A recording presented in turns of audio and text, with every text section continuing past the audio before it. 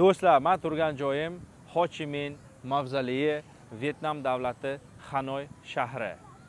Kim kanalga obuna bo'lmagan bo'lsa, kanalga obuna bo'linglar, like bosinglar, kommentariy yozinglar va men Abdujabborov Sherali sizlarga Vyetnam haqida qiziqarli ma'lumotlarni qo'yib borishda davom etaman. Mavzoleyni chap tarafida esa Vyetnam milliy bayrog'i. Juda chiroyli va bu tarafda yo'lning nariga tarafida Vyetnam milliy assambleyasi zdaniyasi. O'rtoqlar, asosiy ma'lumotlari. Ho Chi Minh mavzoleyi Vyetnam poytaxti Hanoi shahrida joylashgan bo'lib, mamlakatning birinchi prezidenti va mustaqilligi uchun kurash yetakchisi bo'lgan Ho Chi Minh sharafiga qurilgan, ya'niki revolyutsioner. Endi bu mavzoley haqida qisqacha ma'lumot. Joylashuvi Hanoi Ba Dinh. Ushbu maydonni oti Ba Dinh maydoni deyiladi. Xuddi Rossiyada kabi Kremlda joylashgan bo'lsa, Krasnoy ploshad. Buni nomi Ba Dinh deb ataladi. Qurilish boshlangani 2-sentyabr 1973-yilda qurilishni boshlagan. 29-avgust 1975-yilda qurib tugatilgan. Balandligi 21,6 metr. Eniga esa 41,2 metr. Arxitekturasi Sovet mavzoleylariga o'xshash, lekin Vyetnam an'anaviy uslubi bilan uyg'unlashtirilgan.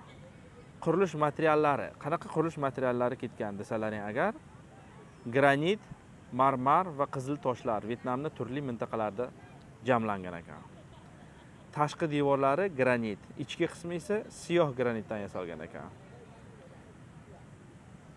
Tomonlariga Chi Minh prezident deb yozilgan ekan.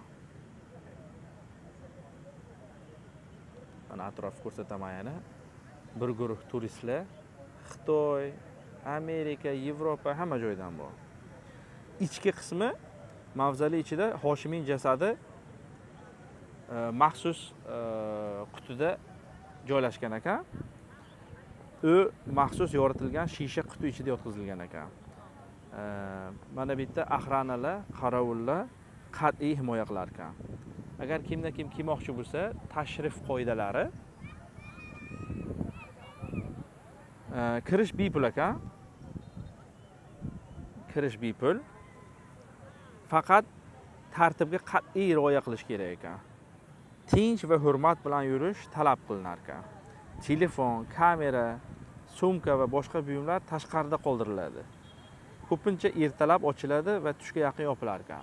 Haftada 3-4 kun ertalab 7:30 dan 10:30 gacha, ertalab 10:30 gacha ishlar ekan, 4 kun 5 kun.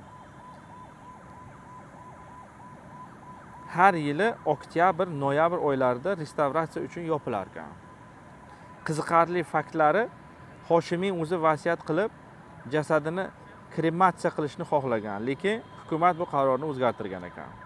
Sovet mutaxassislari tomonidan balzamlash ishlari olib borilar ekan. Har yili minglab mahalliy va xorijiy sayyohlar tashrif buyurar ekan.